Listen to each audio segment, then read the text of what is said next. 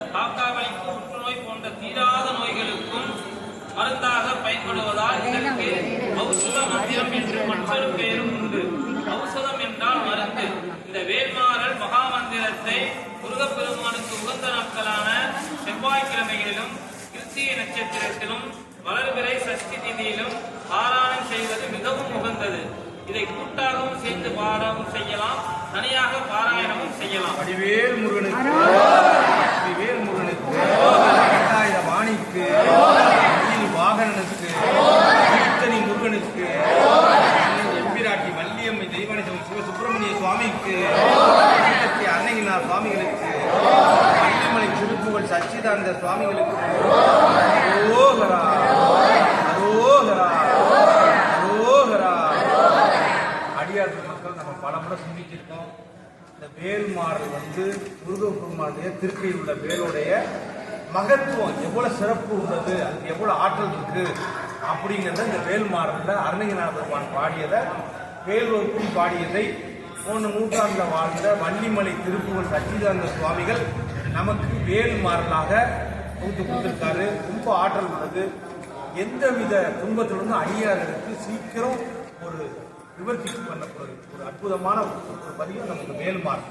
நம்ம வழிபாட்டில் இங்கே பல வாரம், ஒவ்வொரு வாரமும் பல நண்பர்கள் பயனடைஞ்சிருக்காங்க. இதை எடுக்கக்கூடிய அடியார்கள் மக்கள் ஒரு மண்டலம் எந்த குறையும் இருந்தாலும் அந்த ஒரு குறை நிவர்த்தி ஆகிறதுக்காக 48 நாள் ஒரு மண்டலம் பாராயணம் எடுக்கணும். அதுலேயும் காலையில் பிரம்ம முகூர்த்தத்தில் நம்ம காலைல ஒரு 5 மணிக்கு, சாயந்தரம் 6 மணிக்கு 2 வேளை பாடினா நல்ல பலன் சீக்கிரம் கிடைக்கும். நல்ல பலன் நிறைய அன்பர்கள் அடைஞ்சிருக்காங்க. ஏன்னா அவ்வளோ சிறப்பு நம்ம இந்த வேல்மாறலுக்கு உண்டு. மருந்து மாத்திரை சரி பண்ண முடியாத நோய்களை கூட இந்த வேல்மாறல் சரி பண்ணும். அவ்வளோ சிறப்பு. ஏன்னா ஒரு மனிதனுக்கு வினையினால தான் நோய்க்கு, கடுமையான நோய் பாதிக்கப்பட்டிருந்தால் அதுக்கு அந்த மனிதனுடைய வினை. அப்போ அந்த வினையை மருந்து மாத்திரை கட்டுப்படுத்தும். வினையை கட்டுப்படுத்தக்கூடியது இந்த மாதிரி மகான் அருளாளருடைய அருள் பாடல்கள் தான் நமக்கு வினையை போக்கக்கூடிய ஒரு ஆற்றல். நமக்கு தேவாரம், திருவாசகம், இந்த திருப்புகழ், இந்த வேல்மாறல், இந்த மாதிரி பாடல்களுக்கு தான், மகான்களுடைய அருள் பாடல்களுக்கு தான் நம்மளுடைய வினையை போக்கக்கூடிய ஆற்றல்.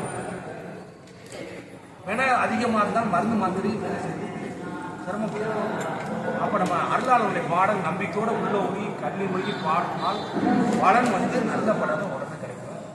நிறைய அன்பர்கள் பயன் அடைஞ்சிருக்கோம். எல்லாரும் இங்கே ஒவ்வொருத்தவங்களும் பலன் அடையணும். ஒரு பலனை சொல்லணும். அடுத்த வாரம் வரப்ப பாராயணம் பண்ணணும், பலன் கிடைச்சிட்டு சொல்லணும். அது மாதிரி ஒவ்வொரு வாரமும் ஒவ்வொரு பாடலுக்கு முருகபெருமான் கருணையினால பொருள் சிந்திச்சு வரும். இந்த வாரம் துதிக்கும் அடியவருக்கு ஒருவர் எடுக்க இடநினைக்கும் அவர் குலத்தை முதலர கலையும் எனக்கோ துணை. 7வது பாடல் வேல்மாறல்ல பாடல் 7. துதிக்கும் அடியவருக்கு ஒருவர் எடுக்க இடம் நினைக்கும் அவர் குலத்தை முதலர கலையும் எனக்கோ துணையாம். இந்த இடத்துல அருணகிரிநாத பெருமான் அடியாருடைய சிறப்பு சொல்றார்.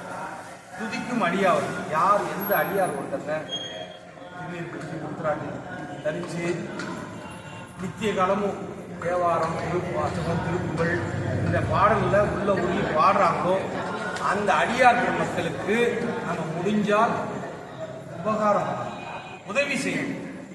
அப்படி உதவி செய்ய முடியாட்டாலும் பரவாயில்ல, அடியார் மக்களுக்கு எந்த சூழ்நிலையும் உபத்திரம் கொடுக்கக்கூடாது.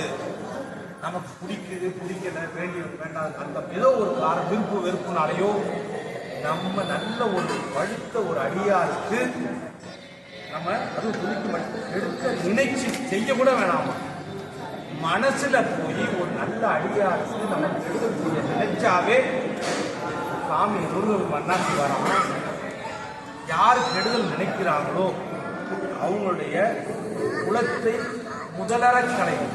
முதலரன்னா வேறே இல்லாம அடிச்சுவாங்க. அடியார் பெருமக்களுக்கு சொன்னா முருகப்பெருமானை என்னதான் நம்ம திட்டினாலும் முருகப்பெருமான் கோச்சிக்க மாட்டார், சிவபெருமானும் திட்டான். ஆனா நல்ல அடியார் மனசுக்கு வேதனைப்படுற மாதிரி நம்ம நடந்தால் அதுக்கு பிரிவு கிடையாது, விமோச்சனம் கிடையாது. பிடிச்சிருக்கா ஒரு அடியார் நமக்கு பிடிச்சிருந்தா அவங்களோட தொடர்பு வச்சுக்கலாம். பிடிக்கலையா சிவசிவான்னு வணங்கிட்டு போயிடணும்.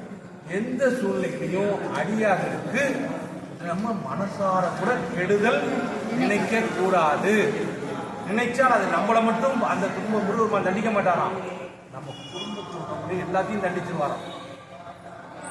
நண்பர்கள் வந்து கொஞ்சம் சிந்திக்கணும். ஏன்னா நிறைய இடங்கள்ல இந்த மாதிரி பார்க்குறோம். அடியார் நம்ம போட்டியிலையோ பொறாமையிலையோ கெட்ட எண்ணங்களையோ எந்த இதுக்கும் வழிபாடா ஒரு திருவாசம் நடத்துறாங்களா, ஒரு தேவாரம் நடத்துறாங்களா, பாராயணம் திருப்புகழ் பாராயணம் முடிஞ்ச என்ன செய்யணும், உதவி செய்யணும். நம்மளால இயன்ற உதவி, பொருள் உள்ளவங்க முடிஞ்ச பொருள் உதவி செய்யலாம், திரும்ப பணம் கொடுக்கலாம். இல்லை இப்போ இது மாதிரி டீ வாங்கி கொடுக்குறாங்க அடியாருக்கு, இது உதவி. பிஸ்கட் வாங்கி தரலாம். இல்லை இது முடியல, எங்களுக்கு பொருளாதாரத்தில் ரொம்ப உடல் உழைப்பு பண்ணலாம், தொண்டு செய்யலாம். சிவ தொண்டு, சிவப்பணிகள், பூக்கட்டுறது, சுவாமி கோயில் விளக்கேற்றது, இந்த பிரசாதம்லாம் எடுத்து கொடுக்குறது, இல்லை சிவ தொண்டு சிவப்பணிகள், இதுவும் நமக்கு சிவ புண்ணியத்தை கொடுக்கும். அதனால இதை வலியுறுத்தி சொல்றாரு. இதை நம்ம அதனால சுந்தரமூர்த்தி நாயனாருக்கு சுவாமி என்ன அடியெடுத்து கொடுத்தாரு, அடியாருக்கும் சுவாமியோட தோற்றத்திலிருந்து உருவானவர் சுந்தரமூர்த்தி நாயனார். ஆனா அவரு என்ன சொல்றாரு, அடியாருக்கு நம்ம எந்த அளவுக்கு அடியார்களுக்கு நம்ம அன்பு காட்டுறோமோ, உதவி செய்யறோமோ, அந்த அளவுக்கு திருவருள் நமக்கு பரிபூர்ணமா நிறைய கிடைக்கும். எது பெருசு இந்த உலகத்துல? அப்ப தொண்டர்களுடைய பெருமை தான் சிவனடியார்களா பல பிறவியில ஒரு மனிதன் சிவபுண்ணியம் நிறைய செஞ்சிருந்தால்தான் திருநீர் பூச முடியும், ஒருத்தராஜ அணிய முடியும், தேவாரம் திருவாசகம் திருப்புகழ் இதெல்லாம் பாடணும் கேட்கணும்னா பல பிறவியில அந்த ஆன்மா சிவபுண்ணியம் நிறைய செஞ்சிருந்தால்தான் இப்படி இங்க உட்கார முடியும். அடியாரோட சேர்ந்து சிவத்தொண்டு பண்றது, தேவாரம் திருவாசகம் திருப்புகழ்லாம் பாட முடியும். அதுக்கு பல பிறவியில நம்ம ஆன்மா சிவபுண்ணியம் செஞ்சிருக்கணும், செஞ்சிருக்கனாலதான் நமக்கு இந்த பாக்கியம் கிடைச்சு உட்கார்ந்து அவன் அருளாலே அவன்தான் வணங்கி மாணிக்கத்தை சொல்லிட்டாங்க. ஏன் அப்ப அவனுடைய அருள் இருந்தாலும் சாமியோட அருள் எப்படி கிடைச்சிருக்கும்? போன பிறகு நம்ம ஆன்மா சிவபுண்ணிய தவறு செஞ்சிருக்கணும். கொஞ்சமா தவறு செய்யணும் இங்க உட்கார வச்சிருக்காரு. அதனால தொண்டர்தம் பெருமை. சரி, அவரு சொல்லிட்டாரு, மாணிக்கவாசன் என்ன சொல்றாரு, உடையால் வந்த நடுவிற்கும் உடையால் நடுவில் இருக்கும் அடியே நடுவில் இருவீரும் இருப்பதானால் அடியே முன் அடியார் நடுவில் இருக்கும் அருளை முடியாய் பொன்னம்படத்து எம் முடியா முதலே என் கருத்து முடியும் என்னும். மாணிக்கவாச பெருமானுக்கு இந்த உலகத்துல சிவபெருமானே குருவா உபதேசம் பண்றாரு. அவர் பாடிய திருவாசகத்தை சிவபெருமானே தன் கைப்பட எழுதியிருக்காரு. இந்த உலகத்திலே ஒரே நூல் இறைவன் தன் கைப்பட எழுதிய ஒரே நூல் திருவாசகம் தான். அவ்வளவு சிறப்பு பொருந்திய மாணிக்கவாசக பெருமான் என்ன சொல்றாரு, அடியார் நடுவில் இருக்கக்கூடிய பாக்கியத்தை கொடுக்கிறார்.